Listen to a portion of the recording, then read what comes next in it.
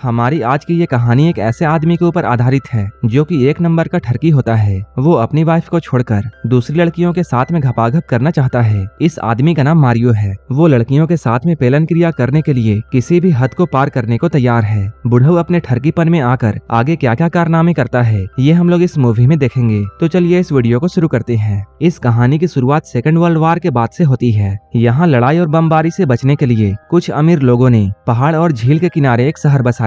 उन्हीं अमीर फैमिलीज में से एक फैमिली थी जिनका नाम औरम्बली था और इस औरम्बली परिवार की हेड थी क्लोफी औरम्बली। ये लोग बहुत अमीर थे। इन्होंने झील के किनारे एक बहुत बड़ा महल खरीदा था। यहीं पर हम लोग क्लोफी के हस्बैंड को देखते हैं जिसका नाम मारियो था। वो एक रिटायर्ड आर्मी होने के साथ साथ एक नंबर का ठरकी और अय्याश था। क्लोफी भी उसके हरकतों के बारे में सब कुछ जानती थी, इसलिए वो अपने पति पर काफी पैनी नजर रखती थी। क्लोफी के साथ में उसके छोटे भाई की वाइफ मैटिल्डा भी रहती थी। मैटिल्डा का पति 10 साल पहले लड़ाई के लिए गया था, लेकिन वो आज तक वापस नहीं आया। इनके इस महल में एक शानदार बेडरूम है जो कि क्लोफी के ग्रेट अंकल बिशप का था, लेकिन वो एक होमोसेक्सुअल थे। वहीं इधर हम लोग मारियो को देखते हैं जो कि अपने आर्मी रिटायरमेंट के बाद में काफी बोर हो रहा था। उसकी पत्नी क्लोफी काफी अमीर थी, इसलिए वो अपनी पत्नी के पैसों में अय्याशी किया करता था। मारियो तो अब बूढ़ा हो चुका है, लेकिन वो अभी भी एक रंगीन जिंदगी जीना चाहता है। वो अपनी पिछली जिंदगी के बारे में सोचता है जब उसके कई लड़कियों के साथ में अफेयर हुआ करते थे। यहीं पर हम लोग ये जानते हैं मारियो अपने सिस्टर इन लॉ मैटिल्डा को पसंद करता है और वो उसके साथ घपाघप करना चाहता है, जिसके लिए वो किसी भी हद तक गिर सकता है। लेकिन वो अपनी पत्नी से बहुत डरता है और इसलिए आज तक उसने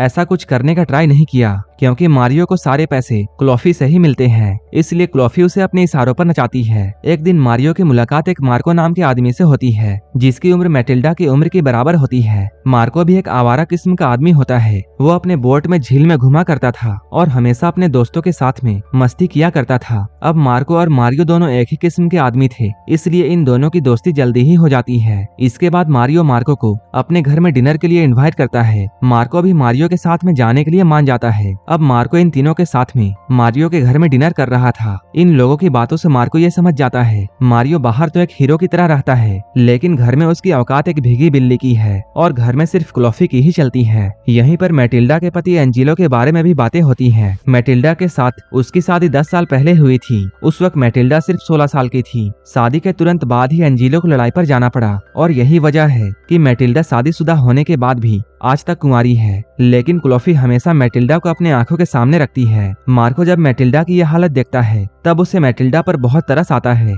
और अब वो मैटिल्डा को यहाँ से भगाकर कहीं दूर ले जाना चाहता है। मैटिल्डा देखने में बहुत सुंदर थी, इसलिए मार्को को उससे पहली नजर में ही प्यार हो जाता है। डिनर के बाद में मारियो मार्को को यहीं पर रुकने के लिए रिक्वेस्ट करता है और वो उसे वही वाला कमरा दिखाता है जो कि इनके महल का एक खास बेडरूम है। इस कमरे से मार्को को मैटिल्डा का कमरा साफ नजर आ रहा था, जहाँ से वो रात में मैटिल्डा को अपने गुफा में अपने हाथों से धमाके करते हुए देखता है। ये देखकर मार्को मैटिल्डा की तरफ और भी अट्रैक्ट हो जाता है। जैसे ही अगली सुबह होती है, मार्को को ना चाहते हुए भी यहाँ से जाना पड़ता है। जब मार्को यहाँ से अपने बोट से निकल रहा होता है तब मारियो उसके साथ झील में घूमने की बातें करता है। ये दोनों झील में काफी देर घूमने के बाद में मार्को मारियो को अपने गर्लफ्रेंड के घर में लेकर जाता है। यहाँ पर उसकी एक सहेली भी होती है। यहाँ मारियो उसकी सहेली को पटाने की कोशिश करता है। इसके बाद ये सभी लोग बोट में अपने सारे कपड़े उतार कर घूमते हैं। मारियो अपने इस पल को इतना एंजॉय करता है कि उसे अपने पुराने दिन याद आ जाते हैं और वो अपने पुराने दिनों को याद करके थोड़ा इमोशनल हो जाता है। एक शाम मार्को कुछ सामान लेने के लिए शहर में जाता है। अगली सुबह वापस आकर वो देखता है मारियो उसकी गर्लफ्रेंड के साथ में एक ही बेड में लेटा हुआ है। मार्को के पूछने पर उसकी गर्लफ्रेंड ये बोलती है रात में मारियो अकेले नहीं सो पा रहा था क्योंकि उसे बहुत डरावने सपने आ रहे थे। लेकिन मार्को अब समझ चुका था कि मारियो कितना ठरकी आदमी है जो कि पेलन क्रिया करने के लिए किसी भी हद तक गिर सकता है। मार्को ये सब बातें जानकर भी उसे ज्यादा फर्क नहीं पड़ता है क्योंकि वो भी अपने गर्लफ्रेंड के लिए बहुत सीरियस नहीं था। मारियो कुछ दिन मार्को के साथ में ही बिताता है, लेकिन उसने इस बारे में अपनी पत्नी क्लोफी को नहीं बताया था और अब वो वापस जाकर अपनी पत्नी का सामना नहीं करना चाहता था। अभी ये लोग झील में थे और मारियो झील से ही ये देखता है कि क्लोफी का कजन अपने जवान 2 बेटियों के साथ में उनके महल में आया है। अब मारियो को 2 नए शिकार मिल गए थे। इसके बाद वो बिना देर किए जल्दी से अपने घर में लौटता है और वो उन दोनों लड़कियों को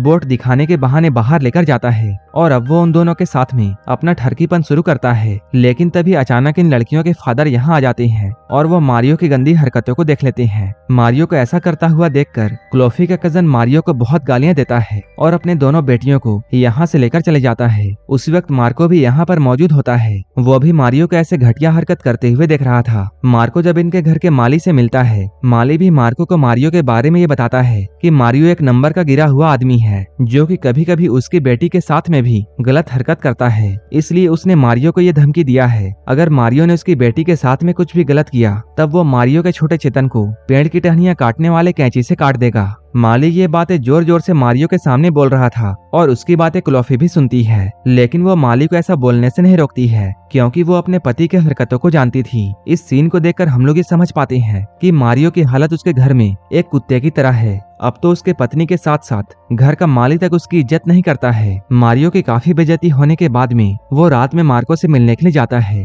वो बताता है वो और मैटिल्डा एक दूसरे से बहुत प्यार करते हैं, लेकिन उसकी पत्नी क्लोफी की वजह से वो मैटिल्डा को नहीं पा सकता है। लेकिन अब मारियो मैटिल्डा को पाना चाहता है और इसलिए वो मार्को से मदद मांगता है ताकि मारियो मैटिल्डा को लेकर मार्को के बोट में जाए और मार्को भी दूसरी तरफ से अपनी गर्लफ्रेंड को लेकर बोट में आ जाए। असल में मारियो ने मार्को के सामने में अपनी प्यार वाली झूठी कहानी इसलिए बताई क्योंकि उसे ये मालूम चल चुका था कि मार्को और मैटिल्डा एक दूसरे के करीब आ रहे हैं और मारियो उनके बीच में वैसा कुछ भी शुरू होने नहीं देना चाहता है। और वो मार्को को उसकी गर्लफ्रेंड को भी बोट में लाने के लिए इसलिए कहता है ताकि मैटिल्डा ये देख सके कि मार्को के पहले से ही गर्लफ्रेंड है। इधर मैटिल्डा के पति को ऑफिशियली डेड अनाउंस कर दिया जाता है। इसके अगले दिन हम लोग मैटिल्डा और मारियो के साथ में मार्को और उसके गर्लफ्रेंड को बोट में देखते हैं। यहाँ मारियो मैटिल्डा के साथ में काफी मस्ती करता है, लेकिन यहीं पर मार्को और मैटिल्डा की नजरें मिलती हैं और इन दोनों के आंखों में एक दूसरे के लिए प्यार भरा था। जैसे ही इन दोनों को मौका मिलता है ये लोग चुम्मा चाटी शुरू कर देते हैं। इसके बाद मारियो मैटिल्डा के साथ में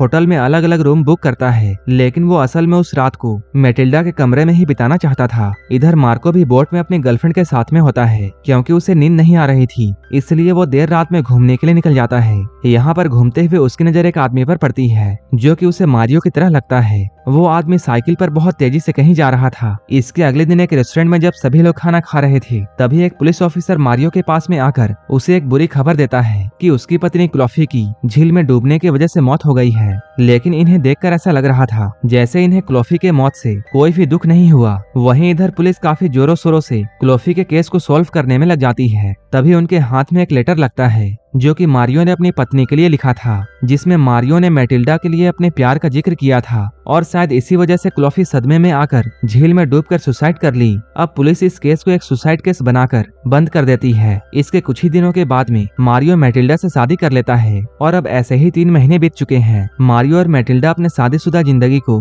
बहुत एंजॉय करते हैं। वहीं मार्को भी अब अपनी जिंदगी में काफी आगे बढ़ चुका है, लेकिन अब उसका ब्रेकअप उसकी गर्लफ्रेंड से हो चुका है। एक दिन वो मारियो और मैटिल्डा से मिलने के लिए उनके घर पर जाता है। यहाँ पर उसे ये मालूम चलता है कि मारियो और मैटिल्डा के बीच में रिलेशन अच्छा नहीं चल रहा है और मैटिल्डा के प्रति मारियो का अट्रैक्शन बिल्कुल भी खत्म हो चुका है। बीच में जब मारियो यहाँ से उठकर कहीं जाता है तब मैटिल्डा मार्को के पास में आकर ये कहती है कि उसे ऐसा लगता है जैसे क्लोफी ने सुसाइड नहीं किया था बल्कि मारियो ने ही उसे मारा है। इस पर मार्को कहता है उसे भी ऐसा ही लगता है क्योंकि उस रात में उसने एक आदमी को देखा था और वो आदमी उस रात साइकिल में तेजी से कहीं जा रहा था। हो सकता है कि मारियो उस रात में साइकिल से ही घर वापस आया हो और उसी वक्त उसने क्लोफी को झील में डुबाया हो। एक दिन अचानक से मारियो के घर में एक आदमी आता है जो कि और कोई नहीं मैटिल्डा का पति एंजिलो था, जो कि पिछले 10 साल से लापता था और उसे ऑफिशियली मरा हुआ डिक्लेयर कर दिया गया था। लेकिन यहीं पर हम लोग ये जानते हैं कि एंजिलो यहाँ मैटिल्डा के लिए नहीं आया है बल्कि इसलिए आया था कि उसे अपनी बहन की मौत की खबर मिली थी।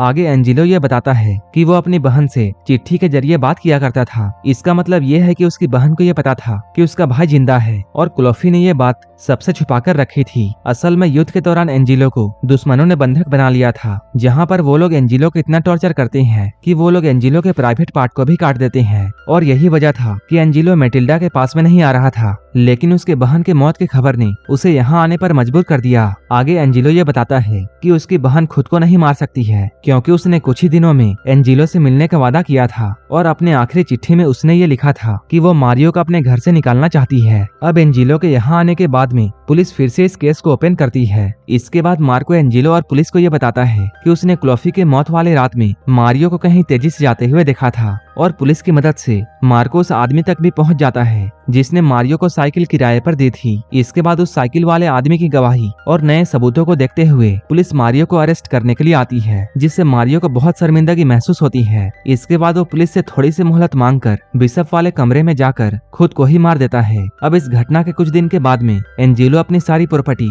मैटिल्डा के नाम पर कर देता है और वो उससे कहता है कि वो कभी भी अब वापस नहीं आएगा, क्योंकि उसने इस देश के बाहर में अपना एक बहुत बड़ा व्यापार खड़ा कर दिया है और उसकी जिंदगी वहाँ पर बहुत अच्छी है। इतना कहते हुए एंजेलो यहाँ से जाता है। जिस दिन मारियो ने खुद को मारा था उस दिन मार्को और मैटिल्डा एक दूसरे के साथ घपाघप कार्यक्रम करते हैं। अब मारियो के मौत के बाद में मैटिल्डा मार्को के साथ में शादी करना चाहती है, लेकिन मार्को उसके साथ शादी करने से इनकार कर देता है क्योंकि वो अब अपने बोट में बहुत खुश है और वो अभी तक इस बात को कंफर्म नहीं कर पाया है कि उसने जिस आदमी को साइकिल पर देखा था वो मारियो ही था, वो कोई और भी हो सकता है। और उसने मैटिल्डा के कहने पर ही पुलिस को ये बयान दिया था और नकली गवाही भी दिलाई थी। इस सारे साजिश के पीछे मैटिल्डा का भी हाथ हो सकता है, इसलिए मार्को से हमेशा के लिए अलविदा कहकर अपनी खुशहाल जिंदगी में लौट जाता है। मैटिल्डा के अकेलेपन के साथ में ये मूवी यहीं पर खत्म हो जाती है। ऐसे ही मूवीज के लिए आप हमें टेलीग्राम और इंस्टाग्राम पर फॉलो कर सकते हैं, जिसका लिंक डिस्क्रिप्शन में दिया हुआ है। अगर मूवी अच्छी लगी हो तब एक लाइक जरूर कर देना और ऐसे ही मूवीज के लिए मेरे चैनल जरूर सब्सक्राइब कर लेना। तो मिलते हैं हमारे नेक्स्ट वीडियो में।